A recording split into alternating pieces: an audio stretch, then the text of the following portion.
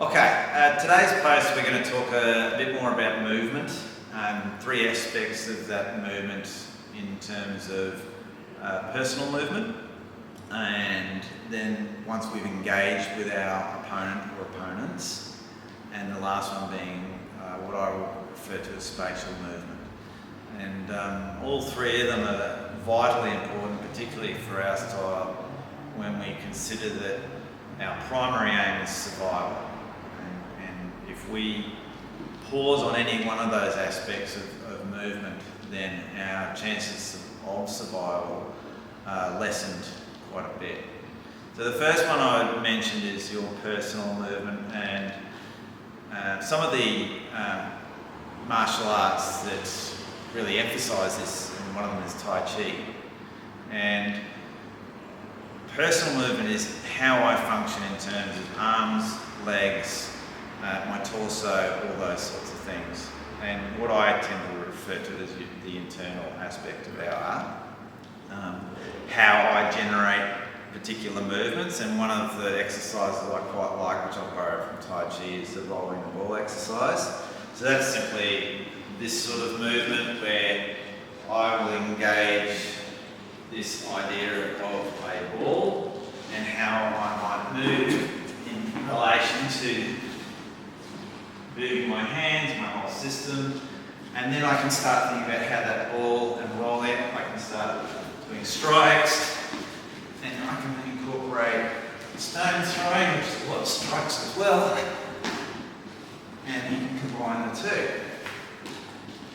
So that's a good way to express energy, movement, legs, arms, torso, breathing, and developing that movement is vital for you to then apply it to the next one, which is when you engage with an opponent.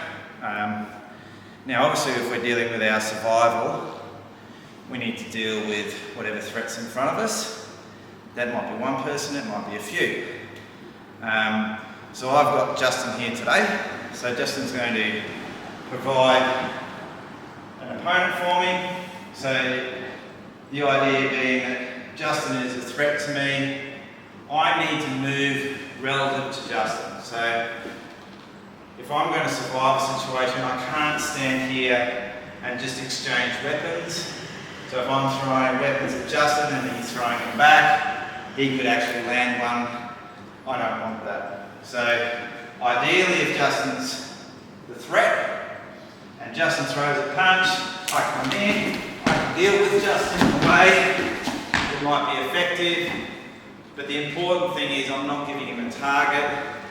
My movement relative to Justin means that my chances of staying safe are higher. And I'm also incorporating the sorts of movements that I may have done in the rolling ball exercise. Now lastly, we have the spatial movement, which is your movement relative to the space of the room around you. Okay? So if I'm wanting to survive an encounter, either being with one person or with multiple opponents, I need to consider about getting to the exit at some point. So borrowing Justin again, if I see my exit as being that hill over there, I'm going from this position. Justin might be trying to hit me or something. I need to deal with him and move to the exit. Okay, so obviously I've travelled across the floor. So those three things about me using my personal movement, then engaging with the opponent, but then also being mindful of where I am spatially in the room.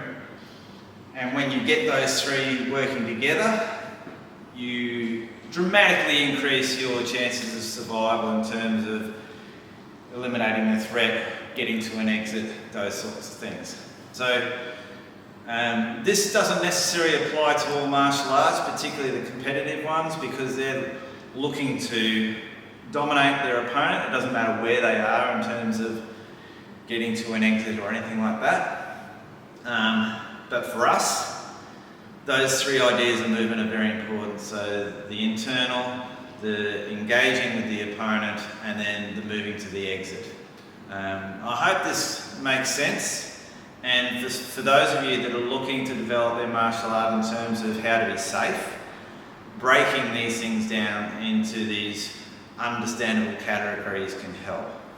I'll have some other videos coming up dealing with different aspects of movement again, and I hope you can watch them in the future. Alright, thanks.